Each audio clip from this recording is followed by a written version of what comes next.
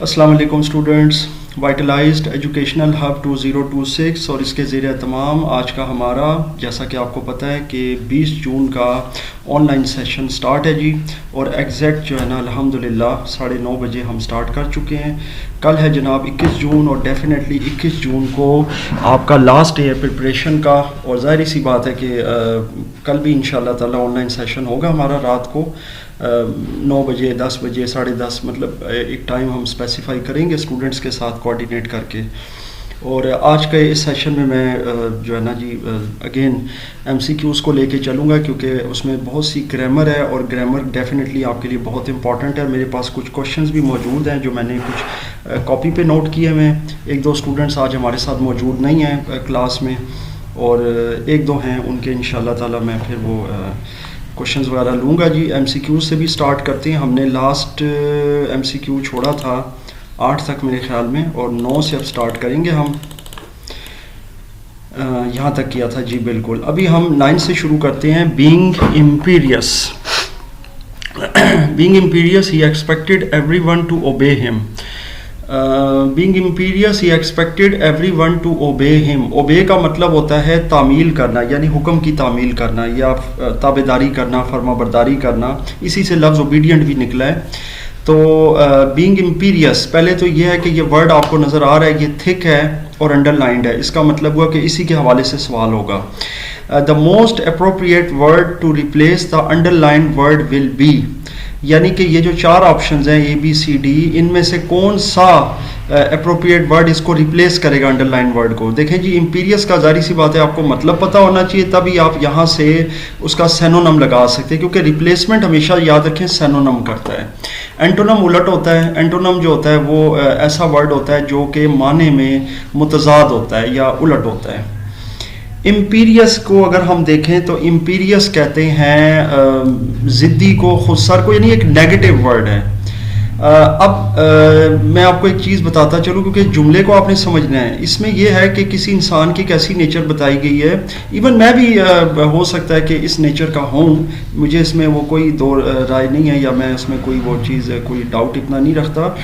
मैं भी कोशिश करता हूँ कि मेरे साथ जो लोग काम कर रहे होते हैं तो मैं कहता हूँ कि जी जो लास्ट CN है वो मेरा होगा। तो इस तरह के लोगों को आप इम्पीरियस कह सकते हैं। लेकिन मैं अपने आप को इम्पीरियस की कैटेगरी में इसलिए नहीं लाता क्योंकि मैं अगर कोई भी रूल, कोई भी डिसिप्लिन, कोई भी चीज़ कर रहा हूँ तो वो इम्पीरियस में नहीं आ रही, बल्कि मैं वो चीज़ कर रहा हूँ जो सबके लिए दुरुस्त है और फ़ायदेमंद है।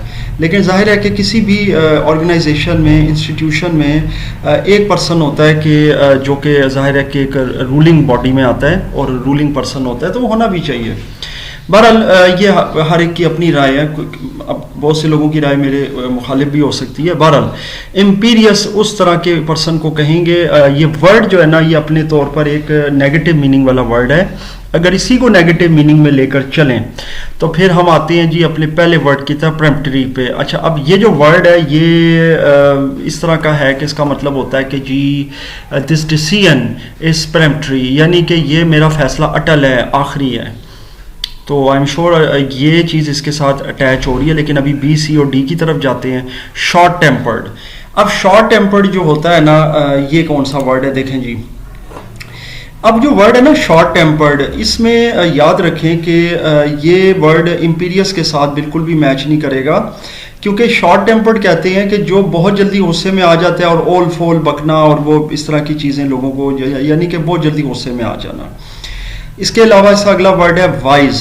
अब वाइज वाला जो वर्ड अगर आप देखें तो वाइज में क्या होता है कि जनाब वाइज तो बहुत किसी समझदार आदमी को कहते हैं, तो इम्पीरियस का वर्ड उससे मिलता जुलता नहीं है, क्योंकि ये ओबीडियंस में आ रहा है, तो वाइज बिल्कुल भी नहीं होगा। इसी तरह एबनॉर्मल है। एबनॉर्मल कहते हैं, जाहिर है कि जो मेंटली तौर पर डिस्टर्ब होता है बंदा, तो वो भी ज़ाहिर नहीं है इम्पीरियस में। तो इम्पीरियस का जो दुरुस्त वर्ड नज़र आ रहा है वो है जी आपका जाहिर है प्रेम्प्टरी, के जनाब वो फैसला कौन और अटल कोई बात हो रही है। और इधर भी इम्पीरियस में यही हो रहा है कि एक आदमी कहता है कि जी मेरा डिसीजन जो है ना वो फाइनल है और उसी पर आपने अमल करना है, आखिरी फैसला मेरा है जी। तो जनाब आगे चलते हैं 10th पार्ट की तरफ। When the teacher was delivering his lecture, जब उस्ताद अपना लेक्चर दे रहा था, the students were all ears. हाँ जी, अब इसको हर इंसान के पढ़ने का तरीका मुख्तलिफ है, ईयर्स भी पढ़ते हैं, ईयर्स भी कई लोग पढ़ते हैं, तो वो प्रोनाउंसिएशन की तरफ मैं इतना कभी फोकस नहीं करता हूँ, क्योंकि वो प्रोनाउंसिएशन जो होते हैं ना ये रीजनली मिलते जुलते ही होते हैं, कोई एक दूसरे कोई इतना नहीं होता इशू। बहरहाल जी ऑल ईयर्स, यानी कि अब इसका मतलब ये हुआ कि जब उस्ताद लेक्चर दे रहा था तो पिन ड्रॉप साइलेंस था, यूँ समझ लें कि यानी क्लास के अंदर पूरी जो है ना वो खामोशी छाई हुई थी और तमाम स्टूडेंट्स उसको बहुत तवज्जो से सुन रहे थे, इसका ये मतलब है। तो अब आप नीचे वाला आसानी से कर लेंगे। देखें जी, पहला ऑप्शन है ऑब्जर्विंग केयरफुली। ऑब्जर्व जो है ना जी उसका ताल्लुक आपकी आंखों से है और आपके मुशाहिदे से है, उसमें आंखें और कान दोनों आ जाते हैं, यानी कि आप सुन भी रहे हैं और देख भी रहे हैं, उसे ऑब्जर्वेशन कहा जाता है। ये याद रखिएगा कि ये बड़ा इंपॉर्टेंट वर्ड है। देखें अभी आपको मैं ऑब्जर्विंग के हवाले से बता देता हूँ। देखें ऑब्जर्विंग में ये होता है कि मिसाल के तौर पर एक आदमी जब किसी लैब में जाके काम कर रहा है या क्लासरूम में जाके कोई लेक्चर ले रहा है, तो उसका काम ये होता है कि उसे अपनी आंखें और कान खुले रखने चाहिए। ये हमेशा मैं हर स्टूडेंट को कहता हूँ, मेरी भी रूटीन बिल्कुल ऐसे ही थी बीइंग अ स्टूडेंट, और मैं हमेशा ये चीज़ कहता हूँ कि जब आप किसी उस्ताद के पास कोई काम सीखने के लिए जा रहे हैं, चाहे वो कोई लिटरल वर्क है चाहे कोई प्रैक्टिकल वर्क है, आपको अपनी आंखें और कान दोनों खुले रखने हैं। ज़ाहिर है आंखों के साथ आप देखेंगे कि वो क्या कर रहा है और कानों के साथ आप सुनेंगे कि वो क्या बोल रहा है, क्या एक्सप्लेन कर रहा है। इसको ऑब्जर्वेशन कहा जाता है। ऑब्जर्वेशन यानी मुशाहिदा। तो आई एम श्योर कुछ लोगों को ऑब्जर्वेशन का भी अभी क्लियर हो गया होगा इसके अंदर। इन लेक्चर्स का मकसद यही है कि आपको अंग्रेज़ी जो है ना और उसके MCQs जो कि ज़ाहिर है फर्स्ट ईयर सेकेंड ईयर दोनों के लिए कंपोजिट हैं, ये सेकेंड ईयर के लिए तो ज़्यादातर है ही क्योंकि ये लेक्चर स्पेसिफिकली सेकंड ईयर के लिए, लेकिन फर्स्ट ईयर के लिए भी बड़े फ़ायदेमंद हैं क्योंकि अंग्रेज़ी किसी भी ज़माने और किसी भी उम्र के लिए मौजूद है जो सीखना चाहे और जो समझना चाहे। तो ऑब्जर्वेशन है जी मुशाहिदा, मुशाहिदे में आंखें और कान दोनों होते हैं जी। अच्छा अब आप कहेंगे जी उसमें ज़बान इन्वॉल्व होती है, यानी देखें ज़बान बिल्कुल इन्वॉल्व होती है क्योंकि, लेकिन उसमें एक चीज़ याद रखें, ज़बान इन्वॉल्व सिर्फ उस हद तक होती है कि अगर उस्ताद आपसे पूछते हैं हाँ भी आपको समझ आया है, तो आप आगे से उसको जवाब देते हैं कि जी मुझे समझ आया या मुझे समझ नहीं आया है या उसमें मुझे ये डाउट है। इसी तरह आप अगर उस्ताद आपसे पूछते हैं चलें जी अब आपका कोई क्वेश्चन है, ये मेरी आदत है, मैं हर लेक्चर के एंड पे भी यही चीज़ कहता हूँ और अपने जो रेगुलर लेक्चर्स होते हैं एकेडमी में, सेशन में, कहीं भी मैं पढ़ाता हूँ, तो मैं हमेशा ये कहता हूँ कि चलें जी अब लेक्चर के एंड पे मेरा जो पीरियड हो गया है, मैं आपको 5 से 10 मिनट दे रहा हूँ, इस पूरे लेक्चर में कोई क्वेश्चन है, कन्फ्यूजन है, आपको किसी जगह कोई चीज़ नहीं समझ आई है, वो आप पूछ सकते हैं। ये रेगुलर स्टूडेंट से भी ऐसे ही होता है। लेकिन याद रखें कि लेक्चर के दौरान, बोलने के दौरान, जैसे अभी मैं बोल रहा हूँ आपको समझा रहा हूँ, इसके बीच में अगर आप क्रॉस क्वेश्चनिंग शुरू कर देंगे, क्रॉस टॉकिंग शुरू कर देंगे या आपस में बोलना शुरू कर देंगे, तो वो एक तो महफिल के आदाब के भी खिलाफ हो जाएगी, एक ज़ाहिर क्लासरूम का जो एक डेकोरम होता है उसके खिलाफ भी हो जाएगी। अगली बात यह कि वो आपका मुशाहिदा डिस्टर्ब करेगी और उससे अगली बात यह कि वो दूसरे स्टूडेंट्स को भी डिस्टर्ब करेगी और फिर जाहिर है कि वो जो टीचर का टेम्पो होता है वो भी टूट जाता है और टीचर जो होता है वो भी डिस्टर्ब होता है, क्योंकि ज़ाहिर है मैं खुद पढ़ाता हूँ, मुझे पता है कि ये चीज़ें किस हद तक मैटर करती हैं। अब हम आते हैं जी इधर ऑब्जर्विंग जो है ना वो इसमें नहीं आता ऑल ईयर्स में। इसके बाद आते हैं इन्वॉल्व होल हार्टेडली। अब इसको समझ लेते हैं कि इन्वॉल्व होल हार्टेडली क्या है। देखें होल हार्टेडली का मतलब ये होता है कि आप पूरे दिल के साथ जो है ना किसी चीज़ में इन्वॉल्व होते हैं। अच्छा अब ये मिलता जुलता है ऑल ईयर्स के साथ किसी हद तक। अगर इसके आगे कोई और ऑप्शन मिलती जुलती ना हुई तो फिर हम इसी को टिक करेंगे, क्योंकि होल हार्टेडली जो है ना यानी दिल से, यानी दिल और दिमाग से पूरी तरह पूरी तवज्जो के साथ आप किसी लेक्चर में मुनहमिक हैं, तो फिर ये डेफिनेटली जवाब दुरुस्त है। इससे अगला है टेकिंग नोट्स। देखिए टेकिंग नोट्स में ये होता है कि उसमें आपका सुनना या वो चीज़ इतनी ज़्यादा मैटर नहीं कर रही होती या कंसंट्रेशन। नोट्स में ये होता है कि जब आप ज़ाहिर कोई लेक्चर ले लेते हैं और टीचर ने अपना काम कर दिया तो फिर वो आपको ये कहता है, क्योंकि मैं खुद ये करता हूँ कि अब आप वाइट बोर्ड पे से ये जो कुछ मैंने लिखा है अब आप ये अपनी कॉपी पे उतार सकते हैं। मैं कभी भी लेक्चर के दौरान उन्हें नहीं उतारने देता, क्योंकि अक्सर स्टूडेंट्स की ये आदत होती है। ये भी मैं क्लियर कर दूं। अब ये आप कहेंगे कि ये जो हमारा इंग्लिश का सेशन है किसी हद तक एजुकेशन रिफॉर्म्स का बन गया है, लेकिन ये चीज़ें साथ साथ समझाना ज़रूरी है ताकि हमें टेकिंग नोट्स का भी पता हो कि नोट्स हैं क्या। जब एक उस्ताद पढ़ा रहा होता है, मैं अभी अपने आप को नहीं कोट कर रहा, कोई भी उस्ताद पढ़ा रहा होता है, उस वक्त कई स्टूडेंट जो है ना वो साथ में जनाब ये लिख रहे हैं कॉपी के ऊपर। अब आप ये देखें कि वो सामने पढ़ा रहा है और मैं सिर्फ लिखी जा रहा हूँ, बस देख के उतार रहा हूँ। उस तरह याद रखें, ना तो वो ऑल ईयर्स की उसकी वो कैटेगरी को वो फॉल करता है और ना ही वो कंसंट्रेट कर रहा होता है, और वो ऑब्जर्वेशन तो उसकी बिल्कुल नहीं रहती, क्योंकि वो आइज़ भी हटा लेता है वहाँ से, और डेफिनेटली उसकी कंसंट्रेशन और उसका जो फोकस है वो भी हट जाता है।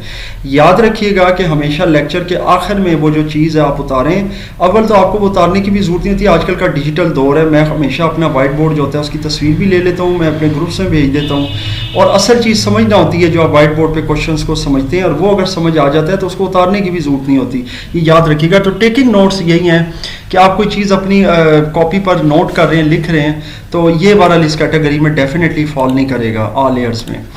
आगे चलते हैं जी, इसके बाद है लिसनिंग केयरफुली। हाँ जी, तो ये जब आ गया तो ऑल ईयर्स यही है कि बहुत तवज्जो से सुन रहे हैं और शोर नहीं मचा रहे। तो जनाब ये अब यहाँ पे थोड़ा सा झगड़ा बन जाता है बी और डी का, क्योंकि इन्वॉल्व होल हार्टेडली भी मेरे ख्याल से दुरुस्त है, क्योंकि इसका मतलब भी यही है कि पूरे दिल के साथ आप इन्वॉल्व हैं अपने लेक्चर में और उसे सुन रहे हैं, और दूसरी तरफ ये भी है, तो फिर इन दोनों के अंदर प्रॉब्लम है, जो मर्जी लगा दें तो आपका जवाब ठीक होगा। अब इसमें मजीद डिबेट नहीं करते, आगे चलते हैं 11वें सवाल की तरफ। My village is situated on the east bank of, मेरा जो गांव है जी वो मशरकी किनारे पर वाक़ है, किसके, डैश इंडस के। ये इंडस आपको पता है बड़ा मशहूर रिवर है। Which article will correctly fill the blank, हाँ जी। अब इनमें से कौन सा आर्टिकल जो है ना जी वो ब्लैंक को फिल करेगा, ये आपने जो है ना इसको देखना है कि कौन सा आर्टिकल इसको फिल करेगा। अब आर्टिकल बहुत सारे होते हैं आपको पता है, जिसमें ए एन और दी की कैटेगरीज आ जाती हैं, उसके आगे फिर सैकड़ों उसके आर्टिकल जो है ना वो लगते रहते हैं। कहीं आपको पता है कि अगर आपने मिसाल के तौर पर अगर आपने कोई काउंट करना है, जैसे मिसाल के तौर पे मैं कहता हूँ कि जी मुझे एक सेब देना, तो give me an apple, an बोलूँगा क्योंकि एप्पल आपको पता है वावल है। इसी तरह से मैं कहूँगा कि जी मुझे ज़रा वो एक पेन देना, तो गिव मी अ पेन, आ पेन, क्योंकि वो कॉन्सोनेंट है तो उसके साथ ए लगेगा, एन नहीं लगेगा। तो ये चीज़ें तो एक में आ गई। इसी तरह कोई मखसूस अगर कोई वर्ड है या कोई प्रॉपर नाउन है, प्रॉपर नाउन, उसके साथ हम दी लगाते हैं, जैसे द होली कुरान, द कायद आज़म, और द किसी चीज़ को स्पेशल करने के लिए। और इनफैक्ट एडजेक्टिव की थर्ड डिग्री जो होती है ना सुपरलेटिव, उसके साथ भी दी लगता है, जैसे ही इज़ द बेस्ट, वो तो बेहतरीन है, यानी उसका कंपैरिजन ख़त्म हो जाता है। पहले तो कंपैरिजन होता है ना, ही इज़ द टॉलर, यानी कि दानी होगा, he is taller than me, वो मुझसे ज़्यादा लंबा है, यानी मेरी हाइट से ज़्यादा लंबा है, he is taller than me. लेकिन अगर मैं कहूँगा कि वो हम सब बहन भाइयों में लंबा है, उसका कद ज़्यादा है, तो फिर ही इज़ द टॉलेस्ट होगा, द टॉलेस्ट। तो इसी तरीके से हम कह सकते हैं कि ही इज़ द बिगेस्ट, वो सबसे बड़ा है, यानी कि it is the biggest tower in the world, ये दुनिया का सबसे लंबा सबसे बड़ा टावर है, टॉलेस्ट नहीं बिगेस्ट, बड़ा। It is the biggest mall in the world, ये दुनिया का सबसे बड़ा मॉल है, शॉपिंग मॉल है या जो भी। तो अब बात आती है कि दी वहाँ पे लगेगा जहाँ पे कोई इस तरह का कंपैरिजन हो रहा है और फिर वो बंदा सुपरलेटिव में चला जाता है।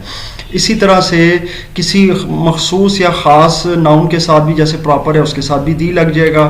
अब यहाँ देखते हैं कि क्या मामलात हैं। यहाँ पे है इंडस, इंडस में ए नहीं लगा सकते क्योंकि एक इंडस तो सवाल ही नहीं पैदा होता, इंडस तो एक ही रिवर है ना, तो उसमें तो कोई काउंटेबल वाला मामला ही नहीं है। तो ए और एन की कैटेगरी को ख़त्म कर दें, इधर ए और एन का तो कोई मामला ही नहीं रहा।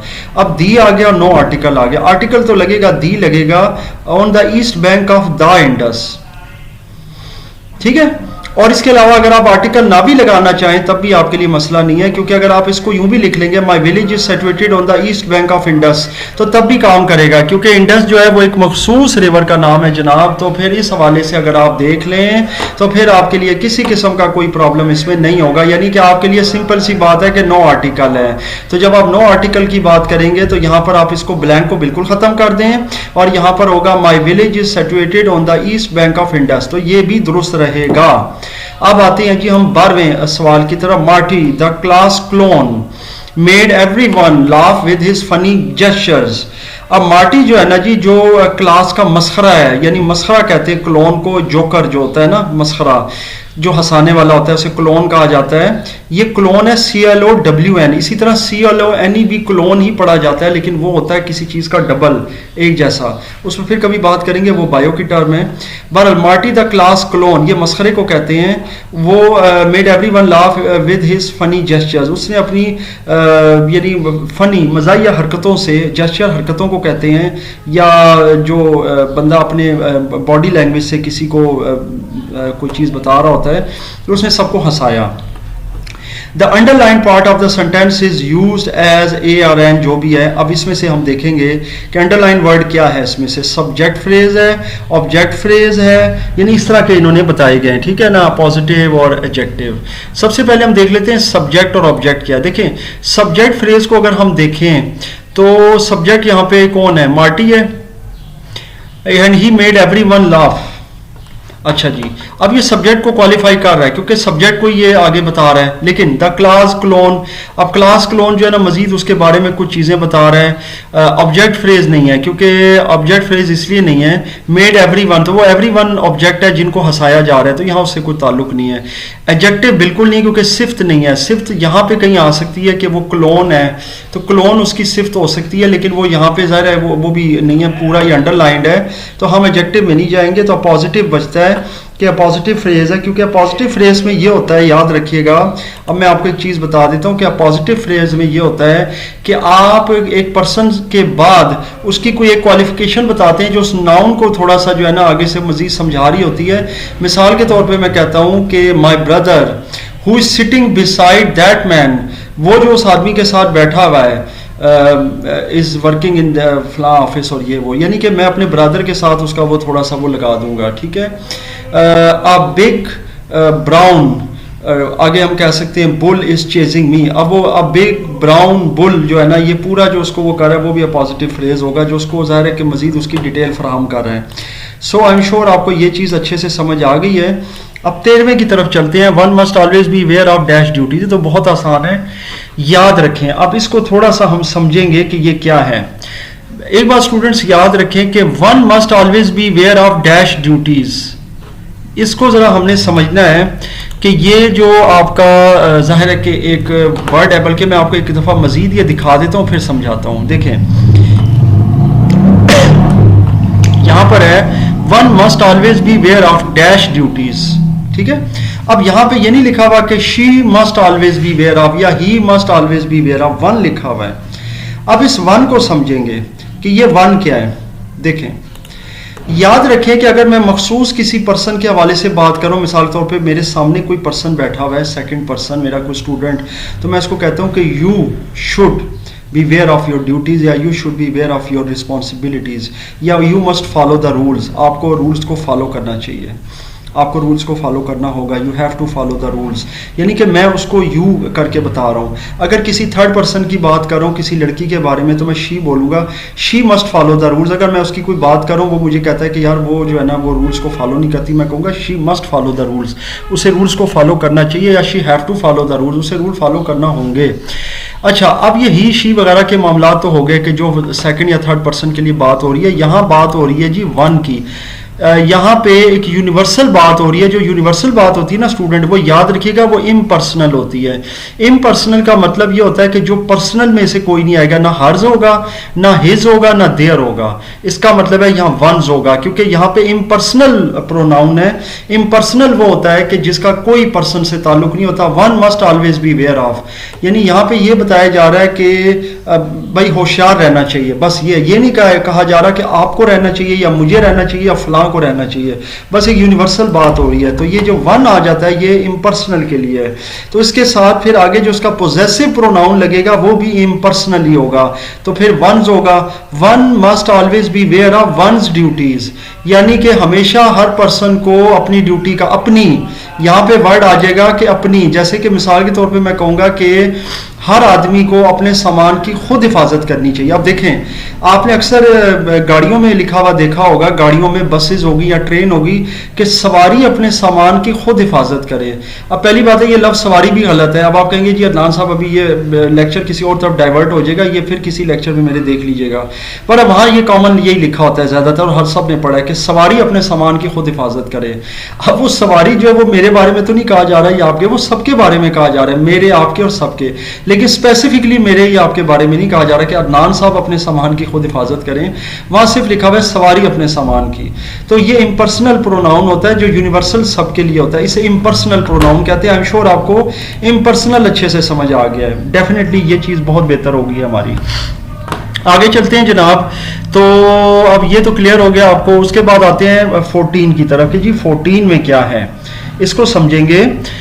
और you dash see a doctor, अच्छा जी, you dash see a doctor, इतना छोटा सा ये जुमला है जी, और इसमें सिर्फ ये बताना है कि जनाब ये कौन सा बेहतर रहेगा, नीचे वाला जो है ना मॉडल वर्ब। अब ये मॉडल वर्ब है जी 4, तो मेरे ख्याल में बहुत सारे बच्चों ने गेस कर लिया होगा कि हैड बेटर होगा। उसकी वजह मैं आपको बता देता हूँ। कुड इसलिए नहीं हो सकता कि वो सेकंड फॉर्म में कहीं आ रहा है पास्ट के हवाले से। मे और माइट जो है ना ये थोड़ा सा आपको पता है डाउटफुल होता है कि जी शायद वाली बात है ना, ये मे और माइट पे फिर कभी गुफ्तगू करेंगे, वैसे आपको पता है ये डाउट में आ जाता है। तो हमेशा फिर हैड बेटर होगा जिसमें बाकायदा किसी को कोई आप बताया जा रहा है, कुछ कहा जा रहा है कि यार तुम ऐसा करो, बेहतर होगा किसी डॉक्टर को दिखा दो। यानी मिसाल के तौर पर आज से 4-5 रोज कबल जो है मेरी आंख के अंदर कोई चीज़ गिर गई थी, मैं अपना काम कर रहा था, तो वो आपको पता है कि बाज़-औक़ात बहुत से पार्टिकल्स जो होते हैं ना वो उड़े होते हैं हवा में, लकड़ी के भी होते हैं, प्लास्टिक के, लोहे के। तो मेरी आंख में कोई चीज़ स्टक हो गई थी, तो उसकी वजह से 24 आवर्स के लिए जो है मेरी राइट आई जो थी it was you know like running, और वो सारा पानी वानी उसमें से बह रहा था। तो 1 या 2 मेरे जो पर्सनस थे उन्होंने मुझे कहा you had better C a doctor. इसका मतलब ये होता है बेहतर होगा कि आप डॉक्टर को दिखा दें, आप खुद ना करें। लेकिन अल्हम्दुलिल्लाह मैंने अपना वो ट्रीटमेंट जो है वो कर लिया था। एक मैं ड्रॉप्स लेके आया, मेरा एक स्टूडेंट है वो भी ज़ाहिर फार्मासिस्ट है, केमिस्ट है, तो उससे मैं ले आया था एंड अल्हम्दुलिल्लाह मैं 24 आवर्स में ठीक हो गया। बिकॉज मुझे इन चीज़ों की थोड़ी बहुत नॉलेज है कि उसको किस तरीके से किसी चीज़ को टैकल करना है। बाज़ औक़ात लोग कुछ चीज़ों में बहुत जल्दी भी घबरा जाते हैं। तो बहरहाल वो हर पर्सन के लिए मैं ये बिल्कुल नहीं कह रहा कि ये मैंने अगर अपना कोई पर्सनल एक्सपीरियंस बताया तो हर आदमी खुद अपना इलाज करे, ये हरगिज़ नहीं है जी, क्योंकि हर आदमी इस चीज़ का कैपेबल नहीं होता, बहुत कम लोग होते हैं। बहरहाल मैं बताना ये चाह रहा हूँ कि you had better C a doctor हम अक्सर लोगों को एडवाइस कर रहे होते हैं या बता रहे होते हैं, या एडवाइस के ज़ुमरे में आ जाता है भाई बेहतर होगा तुम किसी डॉक्टर को दिखा दो। जैसे एक आदमी कहता है कि यार ये ना मेरी फिंगर बहुत ज़्यादा दर्द कर रही है और बहुत ज़्यादा दर्द कर रही है और इसका दर्द नहीं ठीक हो रहा, पता नहीं इसमें चोट लग गई है, इसकी हड्डी में कोई फ्रैक्चर आ गया है, तो फिर डेफिनेटली हम उसको क्या कहेंगे, हम कहेंगे भाई जाओ किसी डॉक्टर को दिखाओ। ज़ाहिर है वो एक्सरे लेगा और वो आपको बताएगा कि इसमें कोई हेयर लाइन फ्रैक्चर तो नहीं है, कोई प्रॉब्लम है, या इसका कोई जॉइंट हिल गया जिसकी वजह से इसमें दर्द हो रहा है, कोई वजह तो है। तो you had better C a doctor, तो इसका मतलब यही होता है। और you had better C a doctor मतलब ये बड़ा इंटरेस्टिंग हो गया। बाकी कोड में माइट वगैरह नहीं आएगा। अब हम चलते हैं जी 15 नंबर की तरफ। They played well and won the game, वो बहुत अच्छा खेले और गेम जीत गए। जनाब ये बहुत इंटरेस्टिंग जुमला आ गया। अब इसमें उन्होंने आपको ना 2 वर्ड्स अंडरलाइन दिए, प्लेड भी और वन भी। इसको जरा आपने डिटेल के साथ समझना है। They played well and won the game, ये मैं ज़रा लिख लेता हूँ और फिर मैं आपको समझाता हूँ जी, क्योंकि ये लिखना बहुत ज़रूरी है ताकि आपको समझाया जाए। एक है जी played well and won the game. देखें अब ये मैंने इसीलिए नोट कर लिया यहाँ पर स्क्रीन से हटके ताकि आपको समझाया जाए। देखें स्टूडेंट्स, पहली चीज़ तो ये है कि यहाँ पर है दे प्लेड। अब दे जो आ रहा है ना जी, ये आ रहा है सब्जेक्ट यहाँ पर, इसको ज़रा समझ लें क्योंकि मैं हमेशा ब्रेक करता हूँ सेंटेंसेस को। Played well and won the game, अब इसमें 2 तरह के मामलात हैं। दे प्लेड वेल, वो बहुत अच्छा खेले, इसको मैं अलग कर देता हूँ जी। दे प्लेड वेल का मैं अलग कर देता हूँ, एंड वन द गेम इस वाले सेंटेंस को मैं अलग कर देता हूँ। आई एम श्योर आपको समझ आ रही है, मैं एक दफ़ा फिर आपको दिखा देता हूँ। दे प्लेड वेल मैंने अलग कर दिया, एंड वन द गेम मैंने अलग कर दिया है। अब फिर आपको इसमें से इसका जवाब पता लग जाएगा, अभी मैं समझा देता हूँ। देखें सबसे पहली चीज़ तो ये है कि अगर आप पहला जो टुकड़ा देखें ना, जो मैंने अलग किया, 2 टुकड़े कर दिए, दे प्लेड वेल, वो बहुत अच्छा खेले। क्या आप ये बता सकते हैं कि वो क्या अच्छा खेले? मुझे भी नहीं पता, आपको भी नहीं पता, वो क्रिकेट खेले, वो वॉलीबॉल खेले, वो बास्केटबॉल खेले, वो क्या खेले। सो ये चीज़ अगर आप पहले जुमले में देख लेना तो ये आपका जो सवाल है ये हल हो जाएगा। हो सकता है कुछ स्टूडेंट्स को ये बात मेरी समझ में ना आई हो, तो मैं उनकी वजाहत जो है वो कर देता हूँ। वो ये है कि जनाब इसमें पहली चीज़ तो ये है कि अगर आपने कोई ऐसा सब्जेक्ट और वर्ब का ताल्लुक बना लिया है लेकिन ऑब्जेक्ट उसमें नहीं बताया, आपने एग्जैक्टली उसमें वो चीज़ नहीं समझाई कि जैसे दे प्लेड वेल, वो बहुत अच्छा खेले लेकिन वो क्या खेले, क्रिकेट मैच खेले, क्या खेले, तो फिर ये आप याद रखिएगा इंट्रांजिटिव में आएगा, क्योंकि इसके आगे जो एक्शन है ना, यानी जो आपका वर्ब है वो किसी ऑब्जेक्ट की तरफ ट्रांसफर नहीं हो रहा, कोई ऑब्जेक्ट है ही नहीं सिरे से इसका। आगे क्या है, अगर आगे वाला जुमला देखें, एंड वन द मैच, ये मैंने यहाँ पे लिखा हुआ है एंड वन द मैच, ये मेरे ख्याल से one the game, sorry, and won the game, और गेम जीत गए। अब यहां देखें तो वन भी वर्ब है जिसको अंडरलाइन इन्होंने किया हुआ है क्योंकि वन को अंडरलाइन किया हुआ है और थिक भी किया हुआ है, और आगे क्या लिखा हुआ है, गेम, और गेम जीत गए। अब देखें मैंने अभी बल्कि गलती से मैच बोला, वहां गेम लिखा हुआ था, यानी कि हमें पता है कि उन्होंने क्या जीता। आई एम श्योर आपको समझ आ गई, वरना वो प्राइज भी तो जीत सकते थे ना, कोई गिफ्ट जीत सकते थे। इसका मतलब है ये चीज बताई गई है कि उन्होंने क्या जीता है। तो यहां पे जो एक्शन ट्रांसफर हो रहा है ना वर्ब से किसी ऑब्जेक्ट की तरफ, ये ट्रांजिटिव है। तो याद रखिएगा यहाँ ट्रांजिटिव इंट्रांजिटिव का एक क्लैश आ रहा है या एक यहाँ पे ताल्लुक आ रहा है इस जुमले के अंदर। पूरे में दो तरह के वर्ब हैं और दो तरह की ट्रांजिशंस हो रही हैं, एक इन ट्रांजिशन है और एक ट्रांजिशन है। अब डेफिनेटली आपको समझ आ गई है कि ये कौन सा जवाब दुरुस्त है। इसमें से फिनिट नॉन फिनिट तो पहली बात है ही नहीं है, इनफिनिट होता है, इन्होंने नॉन फिनिट लिखा हुआ है पहले, तो ये वैसे भी लिखने में गलती है। बहरहाल रेगुलर इरेगुलर का भी कोई झगड़ा नहीं है, मेन ऑक्सिलरी भी कोई नहीं है, ये ट्रांजिटिव इंट्रांजिटिव है, तो बी पार्ट इसका दुरुस्त है। अब हम 16 की तरफ चलते हैं।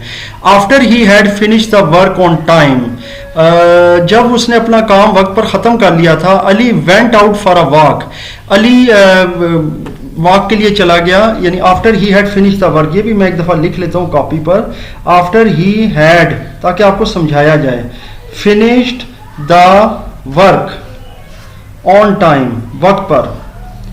अच्छा जी, अब इसमें वो कह रहे हैं कि जो ये फॉलोइंग सेंटेंसेस हमने आपको 4 दिए हैं, which one of the following will correctly replace the underline word, यानी कि ये 4 सेंटेंस नीचे दिए हुए, इनमें से कोई एक ऐसा जुमला हो सकता है जो इस पूरे अंडरलाइन जुमले की जगह पे हम लगा सकते हैं, फिट कर सकते हैं। यानी कि आप यूं कह लें कि नीचे जो 4 अदद जुमले आपको दिए गए उनमें से कोई एक ऐसा जुमला भी है जो ऊपर वाले जुमले की रिप्लेसमेंट है। So it's a very interesting MCQ, और ये जाहिर है कि मैं अगेन इसीलिए एमसीक्यूज पे इतना टाइम लगाता हूं ताकि बच्चों को समझाया जाए। चलें जी, पहले तो आपने एमसीक्यू समझ लेना है कि ये एमसीक्यू है क्या। तो जो अंडरलाइन में इसका पार्ट है ना, उसको एक बार फिर समझ लेते हैं कि जब वो अपना काम वक्त पर ख़त्म कर चुका था, आफ्टर ही हैड फिनिश्ड, यानी कि अपना काम वो वक्त पर ख़त्म कर चुका था, उसके बाद की बात हो रही है। तो पहला है having been finish the work on time, ये तो वैसे ही ग्रामेटिकली इनकरेक्ट है, having been finish the work on time, इसको कर देते हैं रूल आउट। दूसरा है having finish the work on time, अब मैं गलत पढ़ूं या ये, हाँ ये गलत लिखा हुआ है, वर्क टाइम, ये गलत है जी, देखें work time, having finish the work time.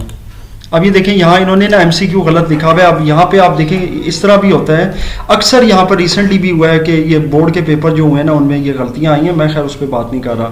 यहाँ पे अगर वर्क टाइम लिखें, ये मैं अपने रजिस्टर पर नोट कर रहा हूँ, तो ये बिल्कुल गलत है, वर्क टाइम बिल्कुल नहीं है, वर्क ऑन टाइम है, कि वर्क जो है अपना या काम जो है वो ऑन टाइम यानी वक्त पर ख़त्म किया है अपना काम, तो ये वर्क ऑन टाइम होगा। वर्क टाइम तो फिर कहीं और चला जाता है, ये जो ध्यान होता है ना आपका कि वर्क टाइम मेरे काम करने का वक्त, ये देखें ये बिल्कुल ही गलत हो जाता है जुमला।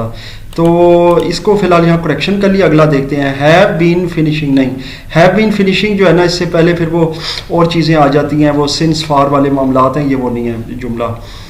हैड फिनिश द वर्क, ये पास्ट टेंस में है जी, तो ये भी पास्ट टेंस है, had finish the work on time, लेकिन ये इसके साथ फिट इन नहीं होगा। तो फिर ये सेकंड वाला पार्ट जनाब ठीक है, having finish the work on time, ये मैं जनाब आपको टाइप कर देता हूं प्रॉपर तरीके से ताकि आपको समझ आ जाए, क्योंकि जो ऑप्शन दुरुस्त थी वो इन्होंने गलत लिखी है। देखें, having finished the work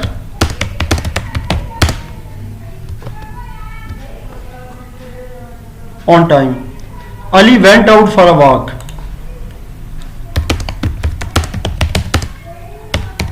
Ali went out for a walk, ये देखें having finish the work on time, ये दुरुस्त हो गया जनाब। यहाँ पर अगर आप इसको गौर से देखें, having finish the work on time, और आगे है Ali went out for a walk. अच्छा मज़े की बात है इधर कॉमा भी आता है, और मैंने अभी ध्यान किया है कि जनाब यहाँ पर तो फुल स्टॉप है।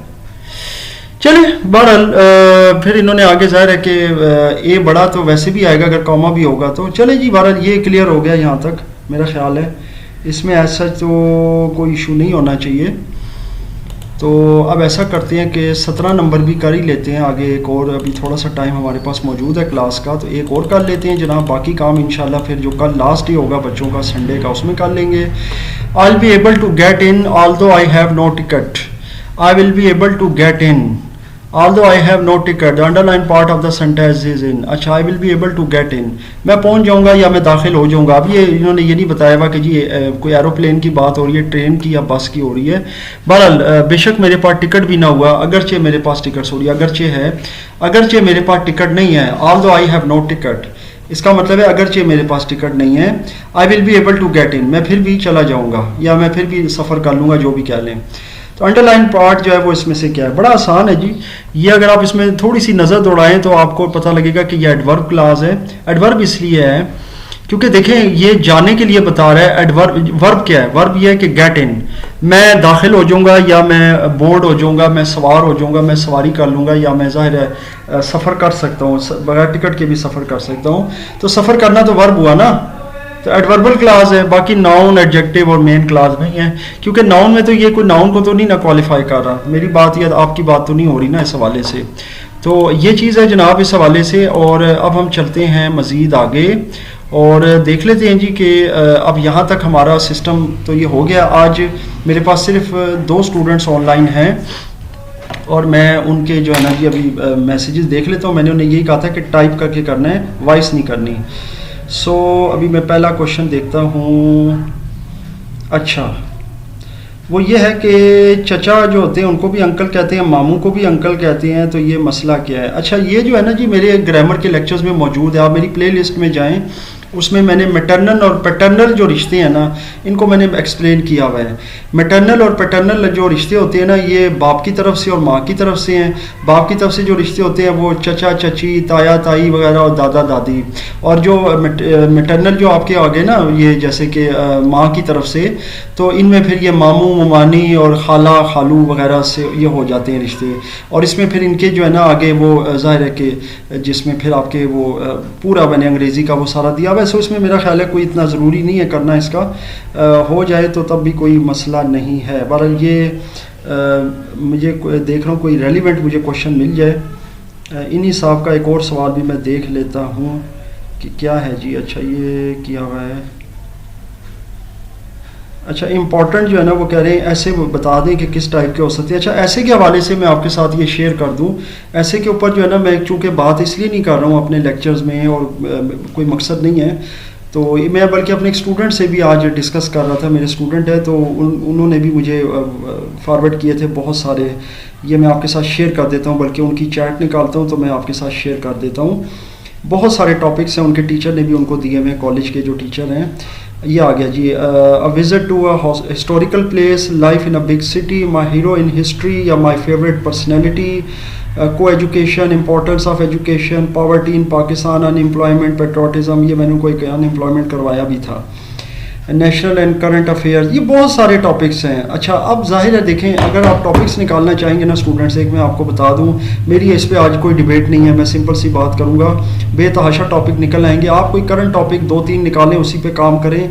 लेकिन मैं हमेशा हर स्टूडेंट को ये कहता हूँ कि अगर आपने मजमून लिखना है ना तो आपने सबसे पहले उसको उर्दू में अपने जहन में लिखना है और उर्दू के अंदर उसको समझना है, क्योंकि उर्दू हमारी नेटिव ज़बान है ना। हम उर्दू में जो चीज़ बेहतर समझ सकते हैं वो अंग्रेज़ी में नहीं समझ सकते।